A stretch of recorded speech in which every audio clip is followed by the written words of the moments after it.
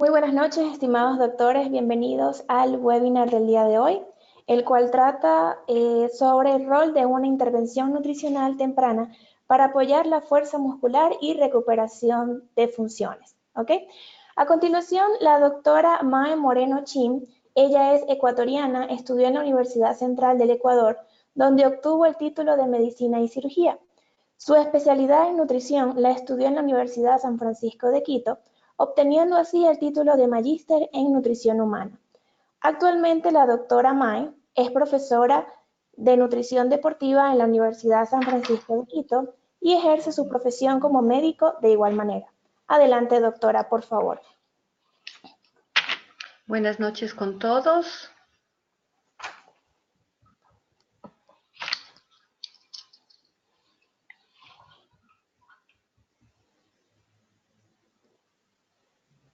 ¿Estamos, Andrea, ahí? Ok, sí, ahí la estamos escuchando y la estamos viendo. Perfecto. Buenas noches con todos. Es para mí un gusto realmente dirigirme a un grupo tan selecto de colegas y amigos.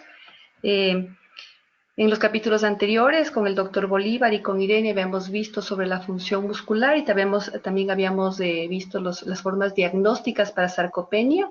Entonces también me da mucho gusto estar entre los embajadores de la fuerza para contarles un poco sobre la prevención y el tratamiento de la sarcopenia con el tema que me ha tocado presentarles hoy, que es el rol de una intervención nutricional temprana para apoyar la fuerza muscular y la recuperación de funciones.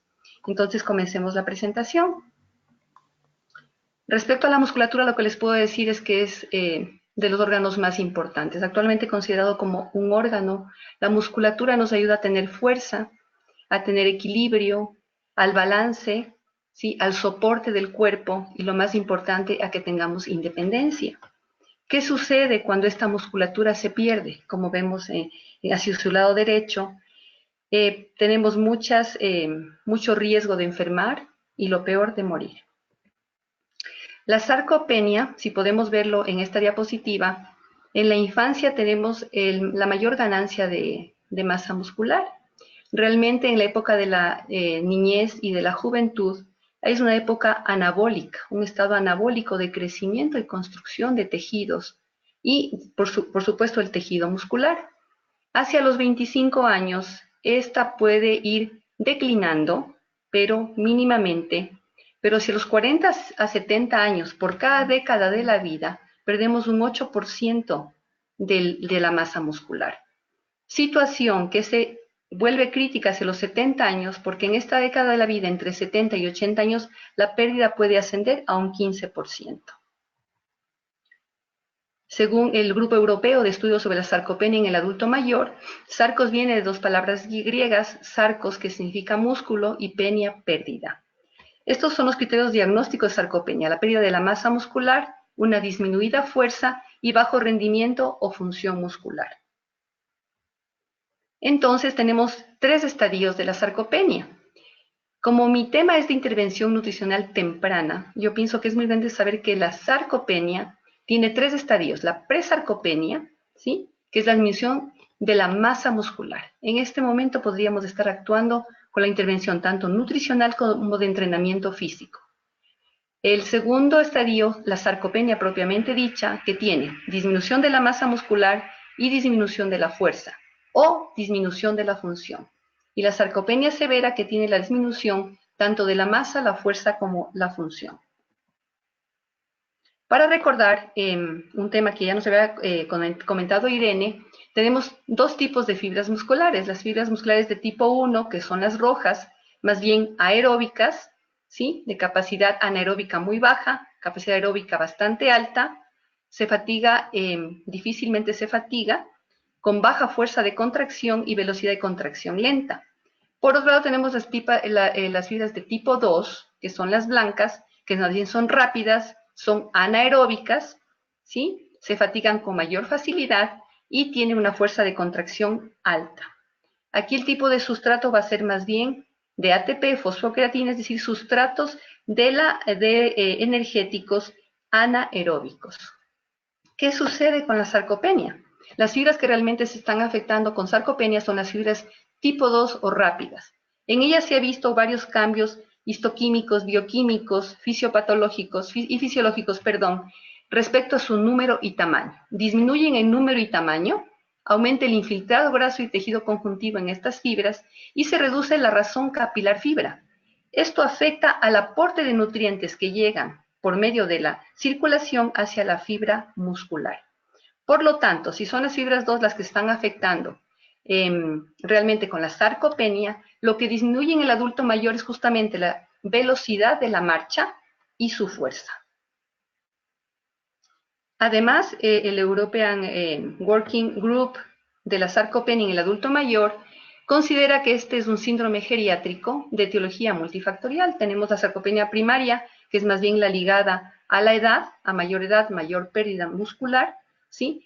Que en el hombre la pérdida es gradual, cuando en la mujer es abrupta cuando aparece la menopausia. Y tenemos por otro lado la sarcopenia secundaria, que es más bien ligada a una dieta inadecuada, a falta de entrenamiento físico, por aparición de enfermedades sean crónicas o agudas, cirugías, traumas, etc. La evaluación, como os había comentado en el capítulo anterior, el doctor Bolívar, se hace de diferentes maneras. Podemos evaluar la masa con circunferencia de pantorrilla, por ejemplo, bioimpedancia bioeléctrica, densitometría ósea. Los gold estándar de diagnóstico son la tomografía axial computarizada y la resonancia magnética. Y para la fuerza tenemos de gran ayuda y que se puede tener en cualquier parte, en cualquier consultorio, en el hospital, un dinamómetro, ¿sí? Con 16 kilos, menos de 16 kilos de fuerza en una mujer considerado sarcopenia y 27 kilos en varón. La función se puede diagnosticar, se puede, evaluar viendo el balance, el equilibrio, como vemos en esta diapositiva, el levantarse de una silla o la velocidad de la marcha. Pero esto ya fue muy bien explicado en el anterior capítulo, por lo tanto lo pasamos de largo. Ahora el tema que nos compete, la intervención nutricional temprana para apoyar la fuerza y recuperación de funciones.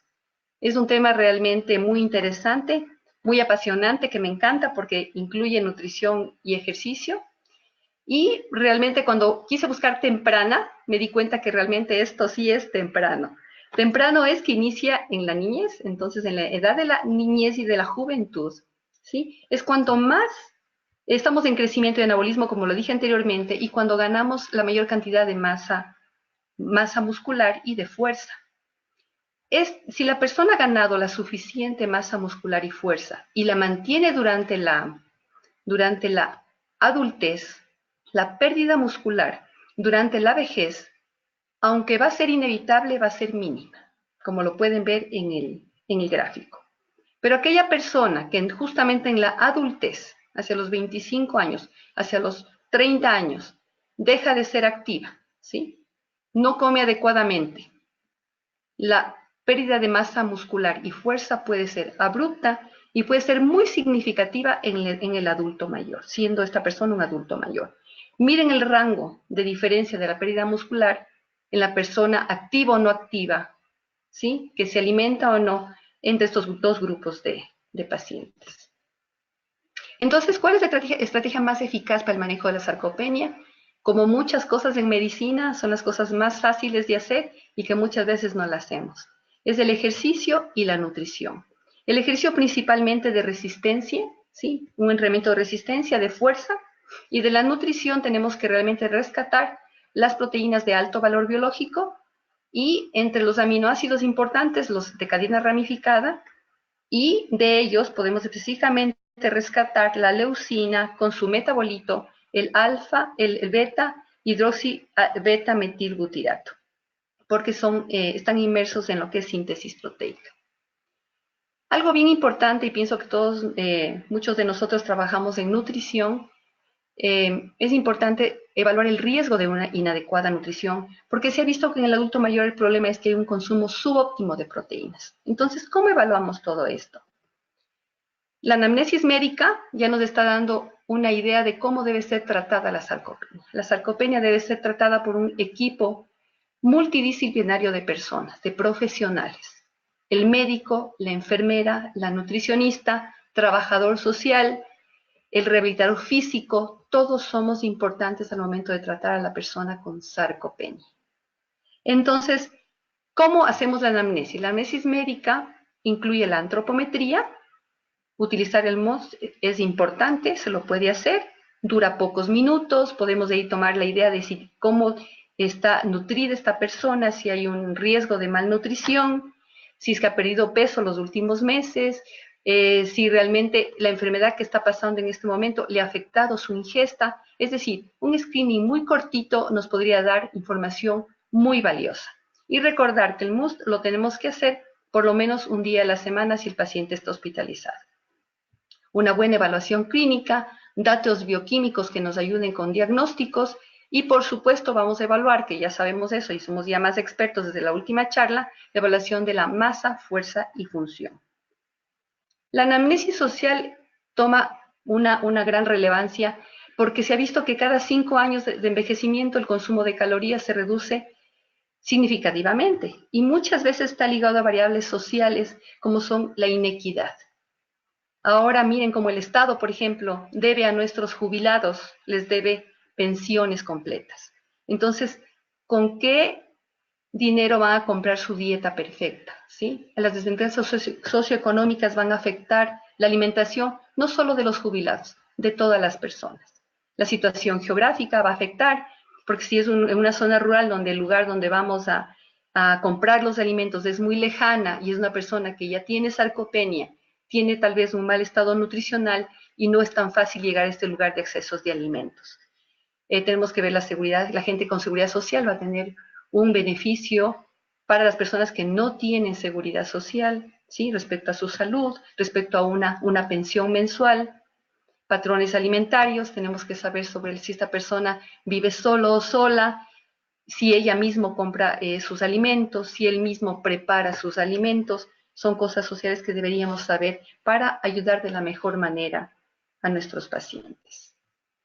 Respecto a la parte dietética, es muy importante, yo les había puesto en la presentación que fue ya presentada en las semanas anteriores y que está en la página del webinar, les puse un cuestionario adaptado de la dietoterapia de Krauss, en donde están varias preguntas. Y las preguntas se dirigen más bien a conocer mejor la ingesta del paciente y situaciones que estén afectando la ingesta del paciente.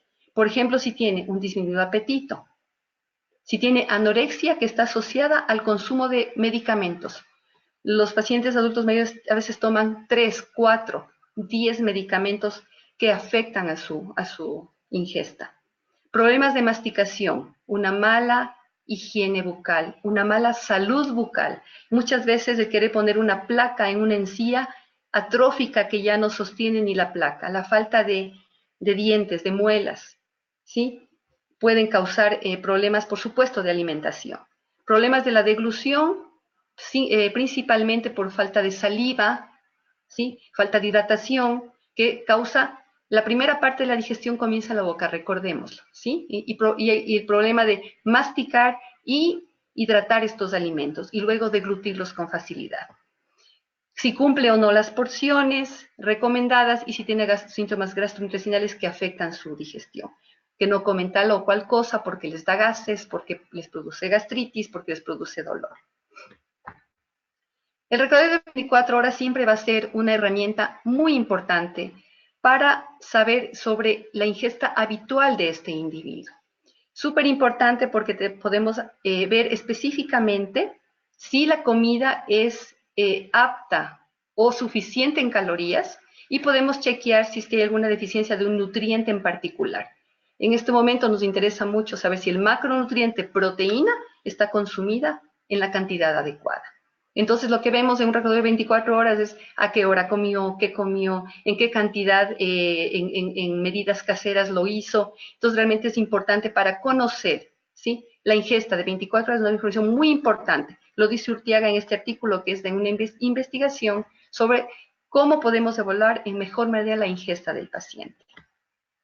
Y también debemos preguntar, por supuesto, de hábitos. Estamos diciendo que lo más importante es el ejercicio y la nutrición, y por supuesto debemos saber, si vamos a dar realmente consejos sobre nutrición, deben ir de la mano de ejercicio programado.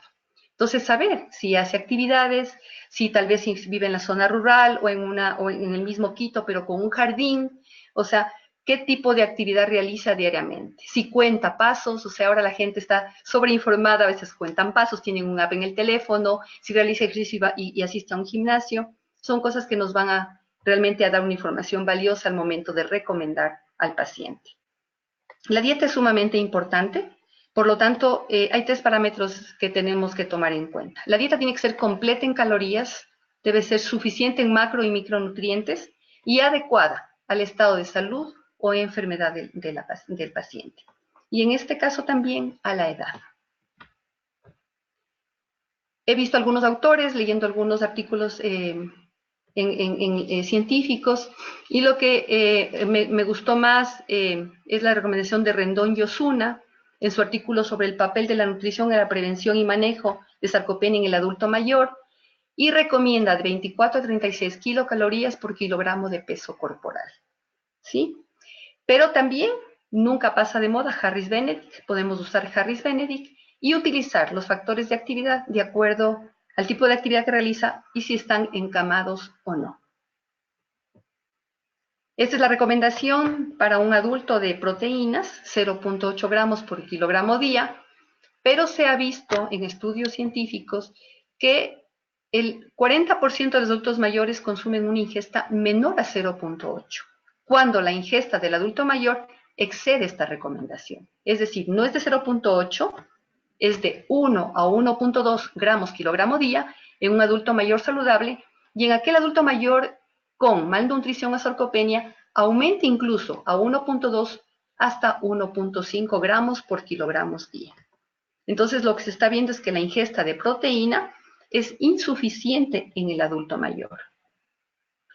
Me gusta mucho esta recomendación, que es del 30 gramos de proteína en el desayuno, 30 gramos de proteína en el almuerzo y 30 gramos de proteína en la cena.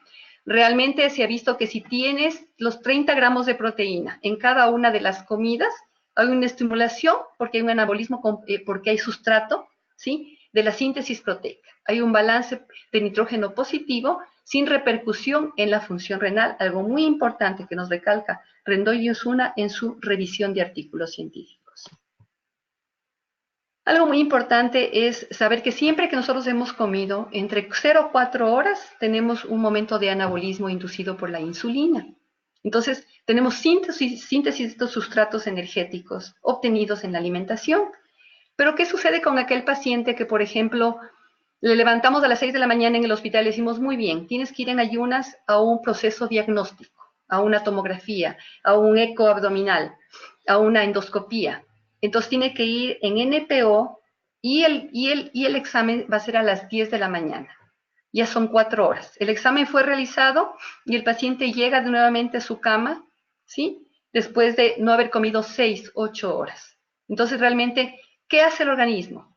¿Sí? Lo que hace es echar mano de las reservas energéticas, empezando por glucógeno hepático, glucógeno muscular, lipólisis, es decir, el organismo se da formas de obtener energía, pero cuando las horas van pasando y no consume alimento, el problema va a ser que se va agravando esto. Entonces, tenemos ahí gluconeogénesis, es decir, ya comenzamos a usar sustratos, ¿no es cierto?, no carbohidratados, no glucolíticos, sino más bien sustratos como la proteína muscular para obtención de energía. Y recuerden que no tenemos un almacenamiento de proteínas, por lo tanto, lo que se va a utilizar es, en la proteólisis, masa muscular. Situaciones de estrés asociadas a trauma, ¿no es cierto?, cirugías, muchos días de reposo en cama por una enfermedad, enfermedades agudas, enfermedades crónicas. Si tenemos una persona en cama, tenemos que estar inactiva, tal vez en el hospital no comiendo lo suficiente porque no le gusta, ¿sí?, porque no tiene apetito por su propia enfermedad. Entonces, estamos frente a un problema de pérdida del tejido muscular. Se ha visto en algunos estudios, esto lo vi en una revista de cirugía, en donde se veía que la sarcopenia era un predictor postoperatorio de morbilidad y de complicaciones. La persona con sarcopenia va a hacer más complicaciones que la que llega con una musculatura más aceptable a una situación aguda, como una cirugía. Complicaciones, infecciones del catéter urinario, como lo ven en la diapositiva, infecciones de heridas, reintubación, discapacidad, y al momento del alta, ¿qué va a la casa? Va a la casa una persona, ¿sí? Un familiar, un papá, una mamá, un abuelo, muy frágil, ¿sí? Y dependiente. Entonces, no nos llama la atención de que esta persona vuelve en una semana a ser reingresada en el hospital. Por lo tanto, es muy importante esto de la prevención de la sarcopenia, ¿sí? Y evitar que el tejido muscular se afecte. Por lo tanto, el paciente adulto mayor, enfermo, con una lesión grave, sea esta aguda o una cirugía programada, su recomendación de proteína aumenta a 1.5 gramos por kilogramo día. Es mayor de 1.5. La intervención temprana, cuando he buscado sobre este tema, me pareció increíble porque la intervención temprana, les cuento que comienza en casa. Comienza en casa, cuidando a nuestro abuelito, a nuestro papá, ¿sí? Cuidándonos nosotros mismos con una buena alimentación para que en el futuro no tengamos esa pérdida abrupta de masa muscular. Tenemos que escoger las proteínas de alto valor biológico. El alto valor biológico se refiere más bien a la eficiencia, como estos aminoácidos son utilizados en el cuerpo, ¿sí? Utilizados para las necesidades corporales. Las proteínas de alto valor biológico tienen todos los aminoácidos esenciales, que son aquellos que son insustituibles, tienen que ser obtenidos por la dieta porque el mismo organismo no los sintetiza en la cantidad adecuada para las necesidades de cada ser humano. Por lo tanto, tienen que venir de la dieta y los encontramos en las proteínas de origen animal. Lácteos, cárnicos, huevos, etc. Y de bajo valor biológico, por su eficiencia, son las proteínas de origen vegetal. Garbanzos, lentejas, frijoles, maíz, etcétera, tienen aminoácidos que se denominan limitantes. Es decir, hay un aminoácido esencial que no lo contiene, pero que con la adecuada combinación de proteínas, la proteína complementaria es aquella combinación de dos fuentes vegetales para lograr hacer una proteína complementaria suficiente en aminoácidos esenciales. La proteína el aminoácido esencial que no tiene el arroz, lo tiene la lenteja. Entonces, juntos, ¿sí? Logran tener los aminoácidos esenciales suficientes para el funcionamiento del organismo. Pero, recordando el 30-30-30, quiero que vean esto, tenemos 2 gramos de proteína por el tomate, 6 gramos aproximadamente en la taza de arroz y 10 gramos en la media taza de lenteja. Son 18 gramos, entonces este no sería un almuerzo completo con 30 gramos de proteína, que es lo que realmente se sugiere. Les puse este ejemplo del chocho tostado porque es como que la sabiduría popular de cada pueblo tradicional, culturalmente, hace combinaciones de dos fuentes proteicas vegetales para hacer una proteína complementaria. Entonces nosotros los quiteños no imaginamos una comida de chocho sin el tostado. Miren, igualmente, sumamos las dos fuentes proteicas vegetales y no nos dan 30 gramos. Bueno, este podría ser tomado como un snack, así que estaría bien. Pero, ¿qué podemos hacer con esta comida principal? Miren, este es un almuerzo o una cena, una comida principal, en donde necesitamos 30 gramos de proteína. Por supuesto, la forma más fácil va a ser que pongamos 3 onzas de pollo, ¿sí? Y enseguida tenemos 21 gramos de proteína. O la otra opción sería que le pongamos, si es que, por ejemplo, el paciente dice, pero doctora, yo no como carne, yo soy un ovo-lacto vegetariano, entonces pues, podemos tomar un huevo, el huevo tiene 7 gramos de proteína, ¿sí? Una onza de queso, 7 gramos de proteína, hacemos una súper rica tortilla de huevitos y queso y un poquito de verduras y lo ponemos en el plato. Entonces va a ser muy diferente un plato que tiene apenas, como habíamos visto en la diapositiva anterior, 18 gramos, ¿no es cierto?, de proteína a una que ya tiene 32 gramos de fibra, sin el uso del pollo, ¿sí? Lo más fácil va a ser poner un trozo de pollo, pescado o res. Otro ejemplo en este desayuno, tenemos 6 gramos de proteína en esas 2 tostadas, tenemos 8 gramos de proteína en la taza de leche con café, más o menos 1 gramo de proteína en las frutas, tenemos entre 14 y 15 gramos en este desayuno de proteína, pero es un desayuno, por lo tanto necesitaremos unos 30 gramos de proteína. Miren, con una simple tortillita de huevo, con quesito y verduras, subimos a 30 gramos esta dosis proteica. Entonces, muy importante tomar en cuenta, miren el recetario de 24 horas. Si el paciente me cuenta que come 2 tostadas con margarina, fruta y una taza de leche, enseguida yo puedo estar pensando en cómo le puedo ayudar para que la obtención de energía a través de la proteína sea la suficiente. ¿Sí? Los aminoácidos esenciales son muy importantes al momento de la salud muscular y entre ellos podemos rescatar los aminoácidos de cadena ramificada, la isoleucina, la valina, la leucina, porque son muy importantes en la síntesis y mantenimiento de la masa muscular. Y de ellos es importante rescatar a la leucina, como les dije anteriormente, porque se ha visto que es un regulador en el crecimiento muscular. Y de esto, la leucina tiene un metabolito activo, que es la beta-hidroxibeta-metilbutirato, que es bastante importante, tanto en la síntesis proteica como un estimulador potente e inhibidor de la degradación proteica. Por lo tanto, 3 gramos al día de HMB, lo vamos a reducir porque es un nombre demasiado largo, reduce y revierte la pérdida muscular por envejecimiento, enfermedad o inanición. Entonces, miren qué importante podría ayudarnos mucho este suplemento. Por ejemplo, en este paciente que les ponía como un ejemplo, lo llevamos a una cosa diagnóstica, nos demoramos horas en llevarle de regreso a su cama, podemos tener ahí un suplemento con HMB que nos apoye y para que no haya pérdida muscular. Ahora últimamente tengo muchos amigos, no sé si me están viendo ahora, pero son amigos y colegas que me mandan pacientes antes de una cirugía. Me piden que les prepare para la cirugía. Y me leí este artículo muy interesante. Entonces yo comencé a entender, dije, es importante esto, porque en este artículo lo que se vio es que eran pacientes que por una cirugía iban a ser encamados por 10 días. Pero 5 días previo a la cirugía se les suplementó y se les dio de comer una dieta más rica en proteína. Y también, posterior a la cirugía, se les indicó, claro, cuando lo pudieron hacer, cuando lo dejó el cirujano, se le hizo ya 8 semanas de entrenamiento de resistencia y se vio que ellos, después de las 8 semanas, incrementaron la fuerza muscular, ¿sí? Y sobre todo fuerza en piernas. Pero lo interesante de esto es que los 5 días previos de preparación para la cirugía permitió que los 10 días en cama, ¿sí? El paciente no pierda masa muscular. Se pudo mantener la masa muscular. Entonces, un artículo que les invito a leer porque es bastante interesante. Y por otro lado tenemos la vitamina D. La vitamina D siempre una vitamina inmersa en la salud ósea, importantísima en el metabolismo óseo, ¿sí?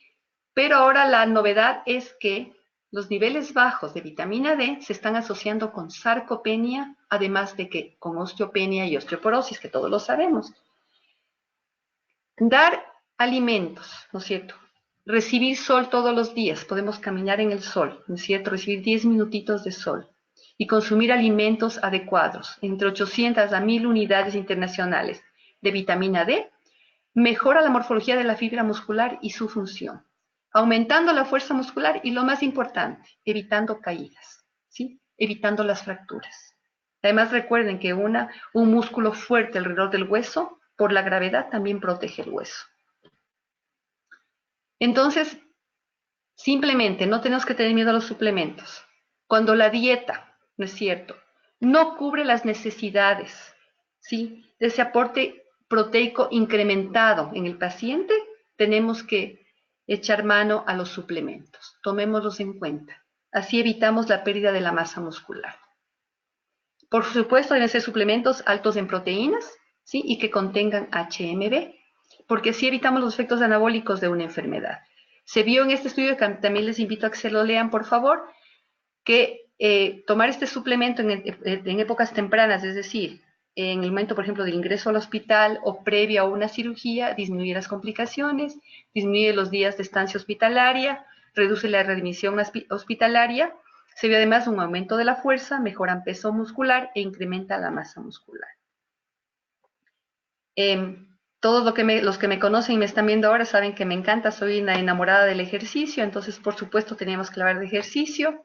En la edad mayor ya sabemos, pérdida de la fuerza, pérdida de la masa muscular, pérdida de la densidad ósea, reducida flexibilidad y elasticidad, y aumenta el tiempo de reacción por deterioro de la función neuromotriz. Es importante ver al adulto mayor que llega a su consulta. Entonces, ¿qué es lo que pasa? Yo tengo muchos adultos mayores que llegan y no se pueden sacar los zapatos ni las medias. Entonces le llaman a su hijo, a la persona que lo acompaña, que le ayude, a su esposa. Y les recomiendo hacer 4 semanas de entrenamiento, y no les miento, a las 4 semanas se sacan los zapatos solos. Entonces, muy importante chequear estas actividades diarias, ¿sí? A veces en una mujer, por ejemplo, no se pueden sacar el zapato, pero en una mujer no se puede desarrollar el sostén en el momento del examen físico, porque les duelen los brazos por la misma sarcopenia que está provocando los miembros superiores. Entonces, cosas de la vida diaria como peinarse, vestirse, acostarse, levantarse, alimentarse, ¿no es cierto? Nos están dando un indicativo de cuán severa puede ser su discapacidad. Por lo tanto, les vamos a preguntar qué está haciendo, ¿no es cierto? Entonces, a veces la gente dice, no, yo hago un montón de cosas. Limpio la casa, voy al supermercado. Pero miren, o sea, son cosas de actividad diaria. La actividad diaria es una cosa porque es la actividad cotidiana versus el ejercicio, que es que yo programo mi actividad física. Yo programo, planifico mi tiempo para hacer una actividad que me va a ayudar a no sufrir de sarcopenia. Aquí está justamente con el globo rojo, está mi amiga Sandra, ella es fisioterapista, excelente fisioterapista. Yo le mando allá en su piscina, en su centro, tiene adultos mayores y es increíble el cambio que ellos tienen. Ella me regaló las fotos porque realmente tenemos algunos pacientes en común porque yo veo los efectos indiscutibles del ejercicio físico. Entonces, les vamos a preguntar, disculpen que entró un poquito de agua, les vamos a preguntar primero la frecuencia. ¿Cuántos días a la semana usted hace algo de actividad física programada? ¿A qué intensidad? Acuérdense en este FIT. ¿A qué intensidad? ¿Sí? ¿Camina rápido, camino lento, baila rápido, baila lento? ¿Qué tiempo de duración tiene su sesión de ejercicio? ¿Y qué tipo de ejercicio está haciendo? ¿Sí? Tenemos que preguntar para saber específicamente cómo podemos hacer la mejor recomendación de actividad. La actividad física programada, el ejercicio físico programado nos va a ayudar a mejorar los componentes de la condición física relacionados con la salud. Es decir, va a mejorar nuestra condición cardiorrespiratoria, va a mejorar la fuerza muscular, la flexibilidad y la composición corporal respecto a masa muscular.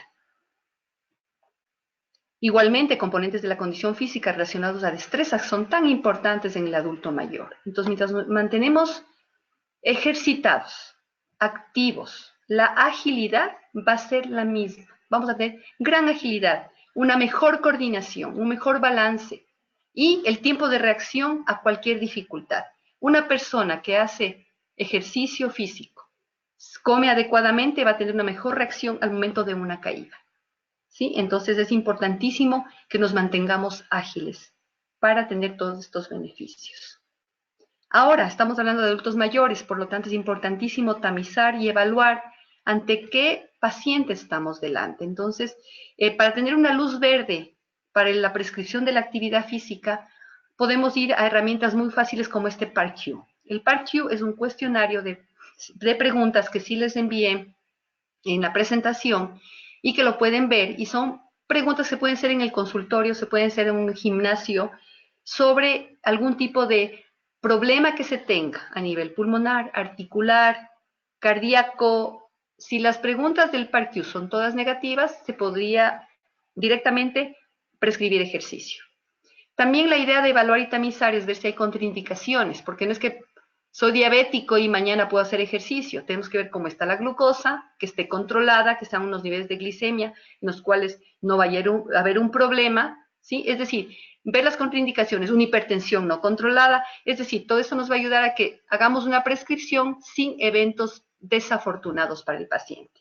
Evaluar factores de riesgo, ¿no es cierto? Entonces, fuma, qué edad tiene, o sea, son cosas importantísimas que tenemos que al final evaluar. Si fuera que tiene factores de riesgo, una glucosa alta, una hipertensión descontrolada, nos indica que también tiene problemas articulares. Dolor, es mejor que le vea primero un especialista, ¿sí? Muchas veces es necesaria hasta una prueba de esfuerzo, y que esta persona nos dé, este profesional nos dé la luz verde para la prescripción de actividad. Entonces, realmente respaldamos nuestra prescripción con la visita al especialista. Esto es importante porque la aptitud física es esta habilidad que tenemos los seres humanos para cierto tipo de actividades. Por ejemplo, yo soy pésima para bailar, entonces jamás en la vida haría bailoterapia. Pero hay gente que le encanta bailar, entonces es como esa habilidad que tengo para montar bicicleta, para bailar, para caminar, ¿no es cierto? Para subir a una montaña, para el tenis, para el fútbol, ¿sí? Entonces, esta habilidad, ¿sí? En cualquier actividad la tenemos que mantener, si es posible, toda la vida.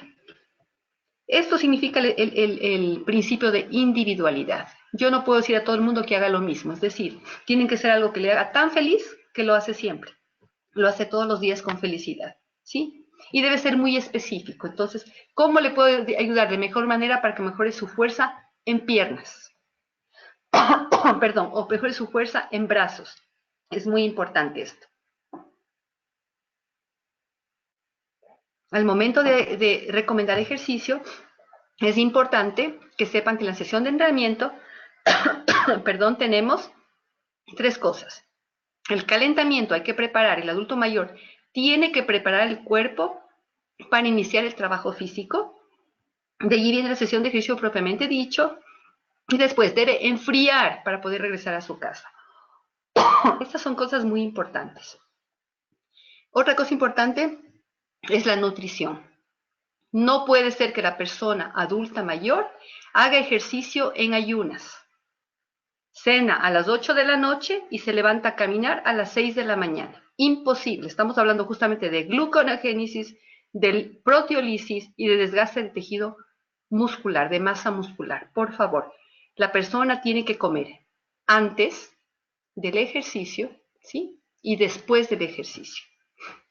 Y toma vital importancia la hidratación. Los otros medios deben beber agua sin tener sed, porque ya la sed es realmente un síntoma de deshidratación.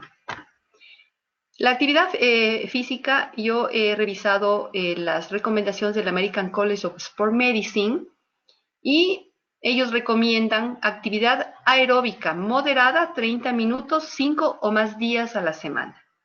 O actividad vigorosa, 3 días a la semana, o hacer una combinación de las dos recomendaciones.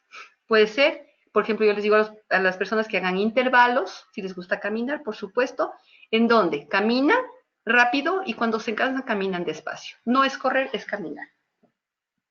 Por otro lado, Cruz Genfort, otro autor, recomienda 20 a 30 minutos de actividad física aeróbica en un 40-60% del VO2 max, mínimo 3 días a la semana. Abajo les puse la fórmula de cómo podemos calcular este 40-60% de pulsaciones cardíacas para que le puedan recomendar adecuadamente a su paciente. El 220 menos la edad, igual que Harris Benedict, no pasa de moda. Tenemos el ejercicio aeróbico y ahora vamos con el estiramiento. Es muy importante. La recomendación del American College of Sport Medicine es hacer ejercicios de estiramiento de 2 a 3 días por semana y que dure de 10 a 15 minutos, con un esfuerzo moderado alto. Aquí vemos 3 preciosas abuelitas en el lugar donde les envío a hacer actividad física con Sandra, haciendo su actividad física. Miren qué belleza, su estiramiento. Flexibilidad. El American College of Sport Medicine nos indica que los ejercicios deben estar dirigidos a la movilidad muscular, ¿sí? Mantener el estiramiento durante 10 a 30 segundos, este estiramiento de flexibilidad, ¿sí? Mantenido, sostenido para hacer trabajo muscular y de flexibilidad, debe ser 2 días a la semana y durar por lo menos 10 minutos. Esta diapositiva me gusta mucho y le había dicho a Bolívar que por favor me la pase porque la puso en la red de nutrición clínica, donde estamos antes colegas y amigos. Y me gusta mucho porque miren cómo asocia la fuerza con el riesgo de mortalidad en la población clínica. El ejercicio realmente es un hábito con un poderoso efecto de salud que no podemos dejar atrás. Los bajos niveles de fuerza en un paciente con cáncer aumenta su riesgo de mortalidad en un 140%. Aumentar los niveles de fuerza solamente en 5 kilogramos disminuye en un 28% la mortalidad por todas las causas. Entonces les invito a trabajar, por favor, la fuerza. Habíamos visto la actividad aeróbica, la elasticidad, la flexibilidad y ahora vamos con la fuerza. Es importante la fuerza con carga, ¿sí? Entonces, ¿qué? O sea, si no son unas, ¿no es cierto? Si no es una carga en manos, ¿no es cierto? Pero puede ser empujando, es decir, hay muchas formas, no soy la experta, no soy rehabilitadora física, no soy fisioterapista, pero por eso tenemos que trabajar multidisciplinariamente. ¿Qué se recomienda? De 2 a 4 series, empezando con 8, 5, 8 repeticiones, yendo hasta 12 repeticiones, que dure esta sesión de fuerza de 10 a 15 minutos, 2 a 3 días por semana. Es importante cuando se ha trabajado la fuerza, ¿sí?, que hayan días por medios de descanso. Importante trabajar todos los grupos musculares para que la fuerza no solamente sea en piernas, sino también en miembros superiores, como lo indica la diapositiva. Miren una prescripción de 60 minutos. Cardio, ¿no es cierto? Caminar en piscina, por ejemplo, lo estamos viendo en la parte de aquí abajo. Si lo ven todos ustedes, están caminando en piscina. Este es un ejercicio ideal para la persona con sobrepeso y obesidad, porque no está poniendo todo el peso en las articulaciones. En piscina ustedes saben, la gravedad es diferente y el peso no se va a sentir en las articulaciones. Entonces Sandra, por ejemplo, les hace caminar en piscina de 20 a 30 minutos. Este va a ser un día de sesión completa, ¿no es cierto? Entonces todos los días pueden caminar, hacer su ejercicio aeróbico de 20 a 30 minutos y días específicos de 60 minutos completos porque hacemos estiramiento, flexibilidad y fuerza. O los combinamos cada día con alguno de ellos. Entonces tenemos cardio 20 minutos, estiramiento 15 minutos, flexibilidad 10 minutos, fuerza 15 minutos. Aquí tenemos todos trabajando, ¿sí?, su condición aeróbica, flexibilidad, fuerza.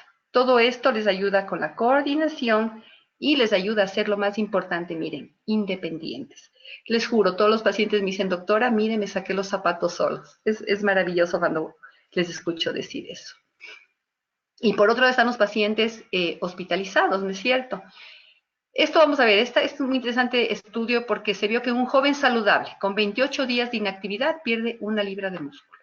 Un adulto mayor saludable con 10 días de inactividad pierde 2.2 libras de músculo.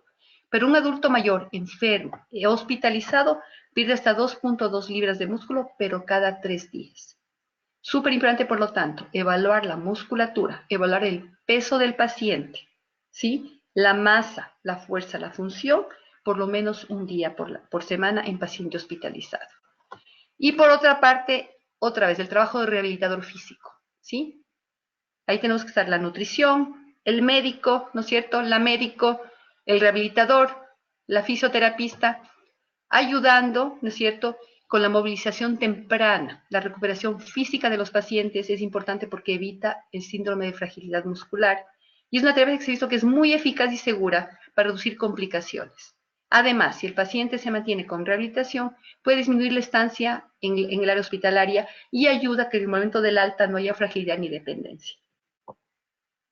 Para concluir la presentación y poder escuchar sus preguntas, tenemos que el acto de comer no es lo mismo que el acto de nutrir, ¿sí? Tenemos que hacer el acto de nutrir en nuestras casas, el acto de nutrir a nuestros abuelos, a nuestros padres, y saber que nosotros mismos tenemos que nutrirnos bien.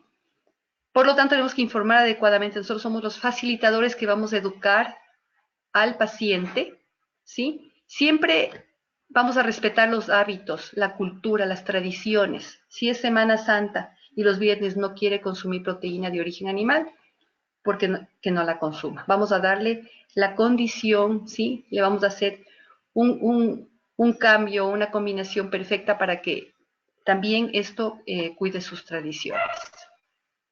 Los platos deben ser de fácil preparación para no afectar el tiempo de estas personas, de ser de fácil preparación, que lo hagan adecuadamente, para que no se compliquen de ninguna manera y estén felices con las recomendaciones. Establecer horarios de comida, yo sí anoto hora de comida, es importante que ellos tengan un pizarrón, a veces se pueden olvidar, entonces mejor es que pongan las horas de comida, a veces les parece que no es importante preparar comida, 5 comidas al día porque están solos o solas, es más lindo cuando comparten en familia, pero igual es importante que sepan que no, que ellos como personas son también los más importantes, por lo tanto deben anotar los horarios de comida. Entonces, ¿qué como? 5 comidas lo recomendable, 3 comidas principales, 2 snacks más pequeños.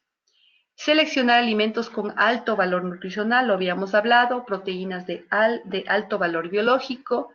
Podemos combinar proteínas de bajo valor biológico, pero siempre con ese toquecito de alto valor nutricional, ¿sí? Las suficientes calorías, siempre acordarnos de que la fibra es importantísima en el adulto mayor también, 25 a 30 gramos. Los lípidos son como la recomendación usual de menos del 30%, ¿sí?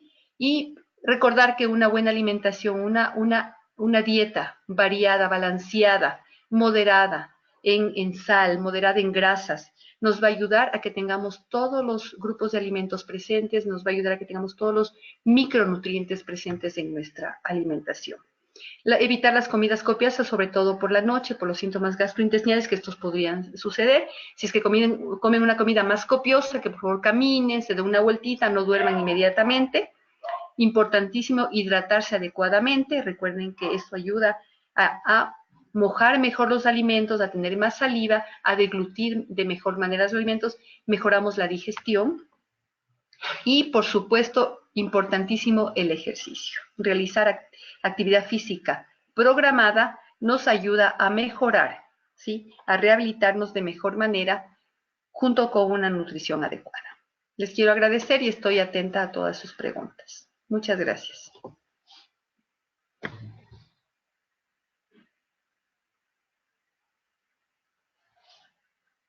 Bien, perfecto, doctora Mae. Muchísimas gracias por esta presentación. Le invitamos a los doctores participantes que pueden hacer preguntas en la sección donde indica el botón que dice chat y pueden hacer sus preguntas, ¿ok? Bien, continuamos con las preguntas, doctora Mae. Por favor, tenemos a la doctora Norma Cisneros. Ella nos consulta, en un adulto anciano que ha perdido masa muscular producto de una enfermedad como EPOC, acompañado de artrosis, osteoporosis y artritis, que impide movilizarse, ¿cómo se puede ayudar a mejorar la musculatura? Muchas gracias por la pregunta, Norma. Realmente son casos, ¿no es cierto? Un caso súper complicado.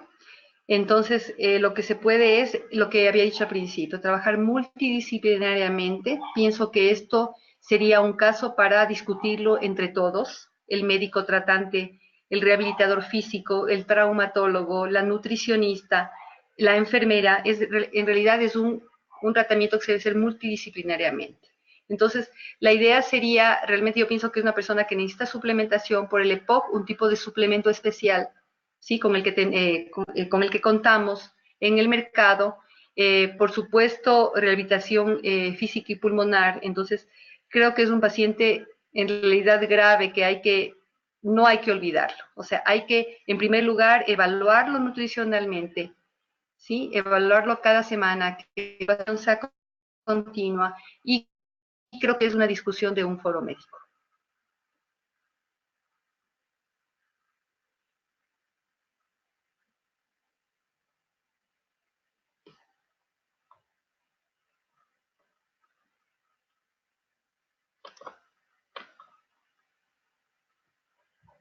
Disculpa, Andrea, no te escucho. Ani. Perdón, ¿allí me escucha? Gracias, Andrea. Sí, te escucho. A ver, Ok, perdón. Continuamos nuevamente con las gracias. preguntas. La doctora Norma Cisneros nos consulta de igual manera. Esta misma paciente anciana que tiene una sarcopenia severa, que está inmóvil, ¿cómo se maneja en la parte nutricional en cuanto a proteínas y nutrientes? Gracias. Entonces, una paciente que está enferma, ¿no es cierto? Realmente en una sarcopenia severa tenemos que usar el requerimiento de proteína es mayor a 1.5 gramos por kilogramo día. Entonces, aumenta el requerimiento proteico. Si ella puede consumir por sus propios medios alimentos, siempre lo decimos en nutrición y clínica, lo más importante es que ella misma coma por sus propios medios. Si puede masticar, hacer la dieta lo más proteica posible. Si ella no está consumiendo suficiente proteína por vía de la dieta, tendríamos que suplementar, importantísimo suplementar por lo menos 2 veces al día, suplementos que tengan de alto contenido proteico para evitar la sarcopenia. Y por otro lado, importantísimo la rehabilitación física, que pienso que en ella va a ser de una forma muy específica de acuerdo a la patología de la que sufre.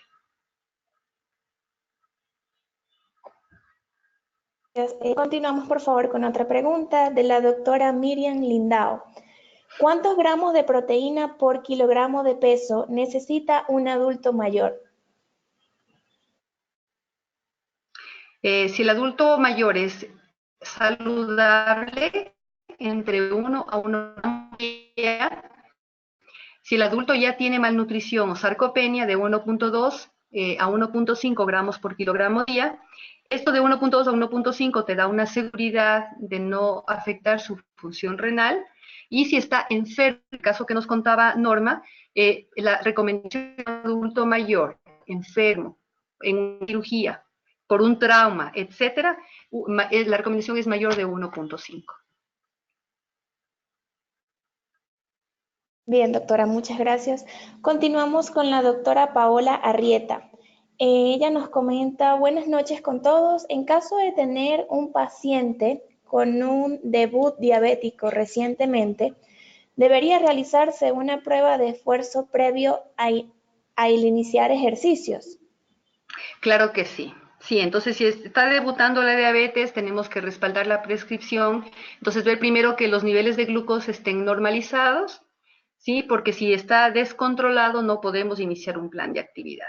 Entonces es importante que ya esté normalizado su nivel de glucosa, y la luz verde para iniciar el plan de ejercicios nos da el diabetólogo. Es decir, siempre respaldamos nuestra actividad.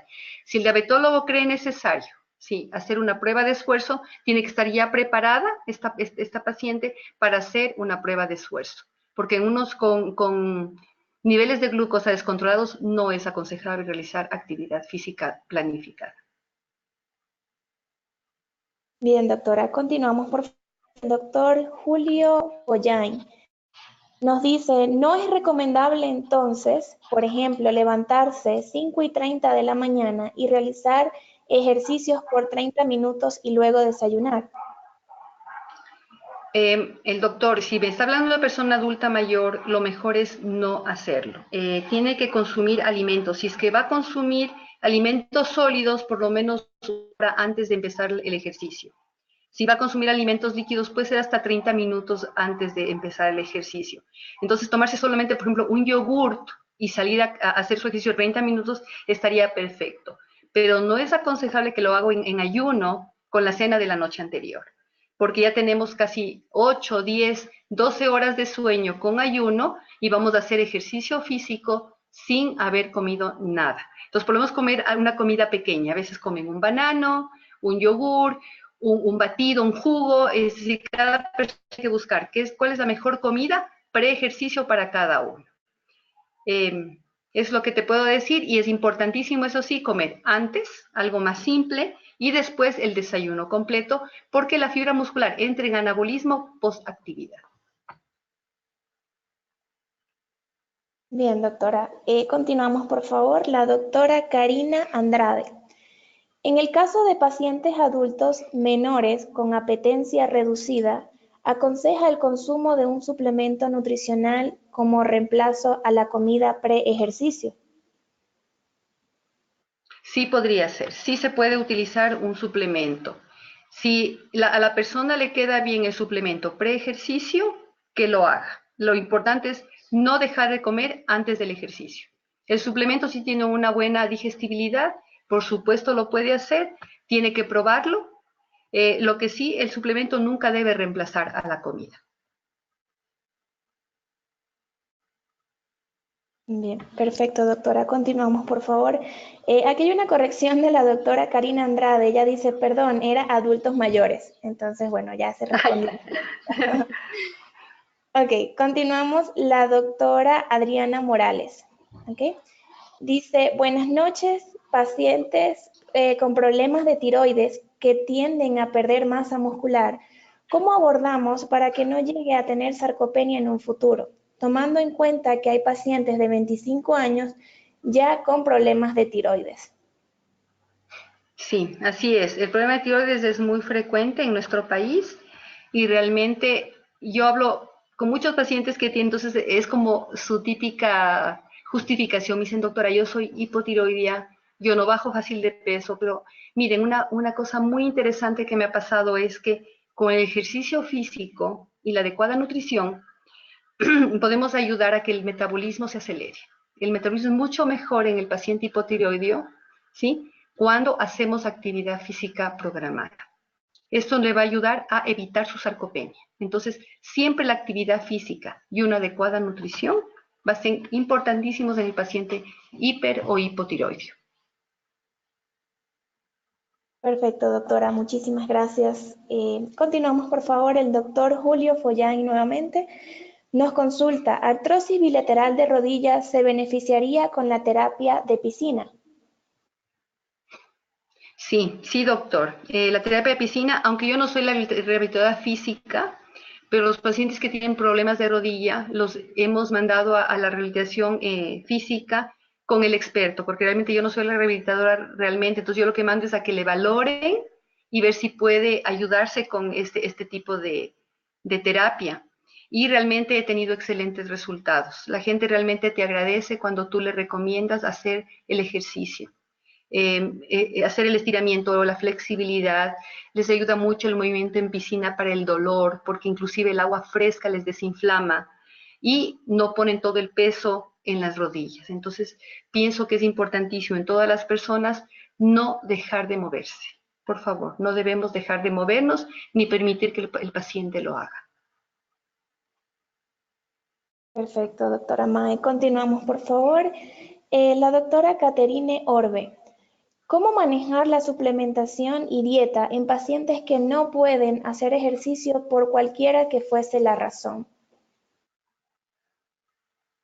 Imagínate que justamente estuvimos en un curso bien interesante sobre sarcopenia en los Estados Unidos con un grupo de médicos y nos quedamos impresionados de ver, yo no había visto nunca una máquina en terapia intensiva en donde el paciente inconsciente es movilizado. Y la movilización no es por cambiarle de una cama a otra ni por ponerle una máquina, es para que esté en movimiento. Es súper importante que este paciente que esté en cama por lo menos haga lo mínimo de actividad. Entonces yo pienso que en este caso sería de preguntar a un fisioterapeuta si puede ir, valorarle, y si está sentado, que mueva los miembros superiores. Si puede mover un poquito los miembros, pero es importantísimo que la persona no deje de rehabilitarse. Es importante que estemos detrás de esto. La persona deja de moverse y tienes que estar segura que está perdiendo masa muscular en gran cuantía. Por lo tanto, tenemos que siempre apoyar a la fuerza y a la función. Bien, doctora, excelente. Continuamos, por favor. La doctora María Belén Sailema. Buenas noches, felicidades por la charla. ¿Cómo tratamos la sarcopenia en pacientes adultos mayores con insuficiencia renal estadio 3-4 sin diálisis? ¿Cómo se cubre la cantidad de requerida? Esa pregunta está dificilísima. Doctora, como sabemos, la dieta del paciente renal es muy particular, es muy específica. Entonces, esto dependería de qué niveles de creatinina, de urea, del BUN tenga este paciente. Entonces, realmente va a ser, tú me dices sin diálisis, más aún sin diálisis tenemos que cuidarle un montón. Entonces, realmente esto va a depender de qué parámetros bioquímicos tenemos en el paciente, cómo se encuentra la salud de este paciente y de acuerdo a su peso, de acuerdo a su recorrido de 24 horas, podemos hacer la mejor recomendación. Yo pienso que es un caso muy individualizado. En ellos, yo sí les recomiendo una dieta que es a día alterno vegetariana completa para evitar un gran aporte proteico por la función renal. El suplemento que tenemos en el mercado, y sí tenemos suplementos especializados para pacientes sin diálisis y con problemas de riñón, entonces sería utilización de un suplemento indicado para su patología. Bien, doctora, muchísimas gracias. Continuamos, por favor. La doctora Katia Córdoba. Buenas noches con todos, doctora. Usted nos comenta que un adulto mayor hospitalizado pierde de forma rápida en 3 días proteínas. En pacientes postquirúrgicos, esta pérdida aumenta. ¿Y cuál sería la forma de disminuir esta pérdida? En el paciente quirúrgico lo que sucede es exactamente lo mismo. Para una cirugía pedimos NPO por la anestesia, por el peligro de por un problema pulmonar, ¿no es cierto? Una complicación. Entonces lo que se hace es un NPO, después en la sala de recuperación, NPO, en verdad. Llega tal vez muy tarde a la hora de comida en la noche, NPO, entonces realmente el paciente que esté en post-cirugía puede perder bastante masa muscular. ¿Sí? Hasta el otro día que tal vez ya puede comer algo o todavía no puede ni siquiera poder consumir alimentos por indicación realmente médica. En estos casos la suplementación es importante. Por otro lado, se puede preparar a este paciente días antes de la cirugía. Como te comentaba en alguna diapositiva, tengo amigos cirujanos, colegas cirujanos con los que trabajamos y ellos ya me envían el paciente antes de la cirugía. De ese modo, trabajando siempre interdisciplinariamente, médico nutricionista, podemos nosotros apoyar a que esta persona mejore la fuerza, mejore la masa muscular, para que los días de postcirugía tenga una mejor resistencia. Entonces yo lo que recomiendo es que se haga unos 10 días antes de la cirugía ya una intervención temprana para evitar esa pérdida de la masa muscular en estos pacientes quirúrgicos. Y después, lo antes posible, por supuesto, empezaremos con una dieta blanda, dieta de líquidos claros, la dieta que se recomiende, y se pueden utilizar los suplementos y lo antes posible ya una dieta general con adecuada proteína para el proceso en que se encuentra. Entonces, todo depende del paciente en el momento en que se encuentre post-cirugía. Perfecto, doctora. Continuamos, por favor. La doctora Evelyn Talledo. Buenas noches. Por lo general, ¿qué suplementos utiliza usted en adulto mayor teniendo el paciente diagnóstico de artrosis? En el paciente con artrosis, le recomendaría el Ensure Advance, es un adulto mayor. El Ensure Advance tiene leucina, tiene HMB, no tiene gluten, no tiene lactosa, por lo tanto tiene una buena asimilación y no provoca síntomas gastrointestinales. Por supuesto, con cualquier suplemento lo que tienes que ver es que hay una buena asimilación, porque si tiene una asimilación, tiene una buena eficacia. Pero en esta persona le daría. Claro, lo que sí me gustaría saber es qué peso tiene este paciente, cómo tenemos, porque si es una persona con artrosis y tiene obesidad, ver el suplemento, que si tiene sus calorías, de qué manera se la pueda dar, de qué manera no afectaría su peso. Entonces, pero yo lo que utilizo es el suplemento con HMB y leucina, que es el Ensure Advance. Perfecto, doctora. Por favor, tenemos otra pregunta de la doctora Ana Obando. Buenas noches. Si un joven tiene sobrepeso y tiene intolerancia a los lácteos y está haciendo ejercicios en gimnasio, ¿es recomendable tomar un suplemento alimenticio a base de proteínas o no? Bueno, en el caso de él, si tiene intolerancia a la lactosa, como lo dices, importantísimo que haga, por supuesto, ejercicio para bajar ese sobrepeso, ir a un peso normal, que es importante, pero si tiene intolerancia a la lactosa, tendría que ver un suplemento siempre y cuando sea necesario. O sea, si es necesario, si la dieta no compensa las calorías, los nutrientes necesarios para esta persona. Y el suplemento en un intolerante a la lactosa debería ser un suplemento que no contenga leche. Entonces puedes ver otro tipo de proteínas, por ejemplo, proteínas de origen vegetal que no le afecten a esta persona. O ver en el suplemento, como te había dicho del suplemento anterior, que no contenga lactosa. Leer en la indicación nutricional del mismo frasco, del mismo tarro de suplemento. Bien, doctora, muchísimas gracias. Continuamos la doctora Nicole Ortiz. ¿Se aconsejaría el HMB para un paciente joven que se le complica ganar masa muscular aún realizando ejercicio físico de fuerza? Claro que sí, que no sea muy joven. Yo prefiero dar los suplementos de mayores de 18 años y el HMB es perfecto y va muy bien. Yo lo utilizo mucho en lo que es nutrición deportiva. Cuando las calorías no me avanza el requerimiento, yo sí utilizo suplementos y me va muy bien los que contienen HMB y leucina. Por supuesto, lo puedes recomendar.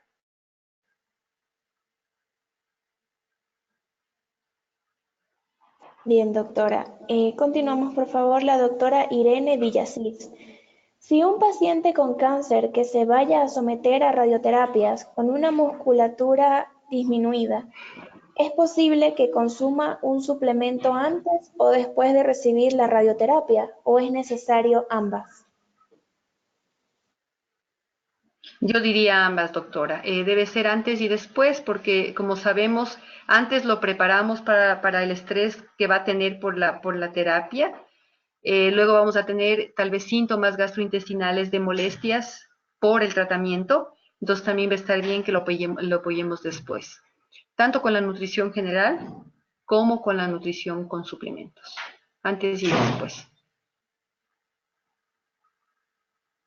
Bien, continuamos con la doctora nuevamente, la doctora Norma Cisneros. Ensure Advance es recomendable para el paciente anciana con EPOC, artrosis, etcétera. De la primera pregunta, como suplementación.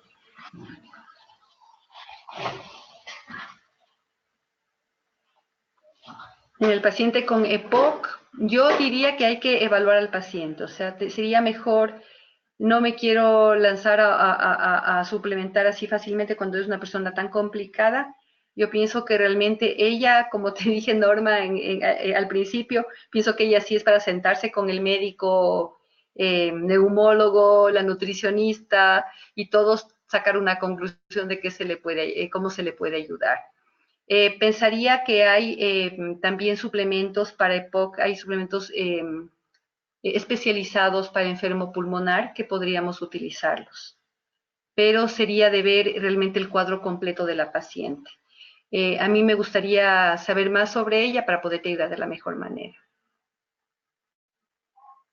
Bien, doctora Mae. Vamos por favor con la última pregunta del doctor José Meléndez. Paciente con colostomía, sarcopénico ya diagnosticado, el cálculo de proteínas es de 1,5 por kilogramos, además de suplementos nutricionales como Ensure.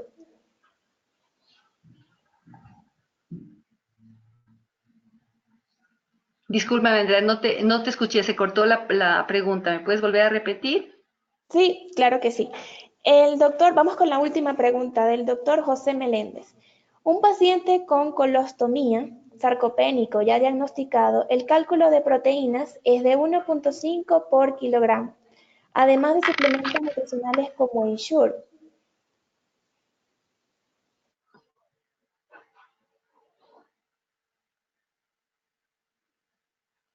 Te escucho entrecortado algo de la colostomía en el paciente con Ensure.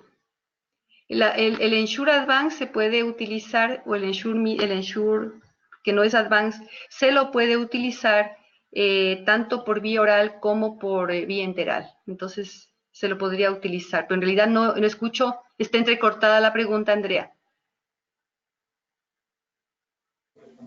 Bien, está Hola, bien respondida, doctora. Sí, allí me escucha. gracias. Sí, ahí te escucho un poco mejor, gracias. Se Bien, entrecortó la pregunta, no sé qué pasó ahí. ok, no, Gracias, pero está bien respondida. Bueno, doctora, muchísimas gracias por su presentación. gracias, Hemos culminado el día de hoy. Bueno, nos despedimos entonces de la doctora May Moreno. Muchísimas gracias. Y invitamos de nuevo, gracias. de nada, invitamos de nuevo entonces a los médicos participantes para un próximo webinar. Muchísimas gracias. Que tengan buenas noches. Hasta luego.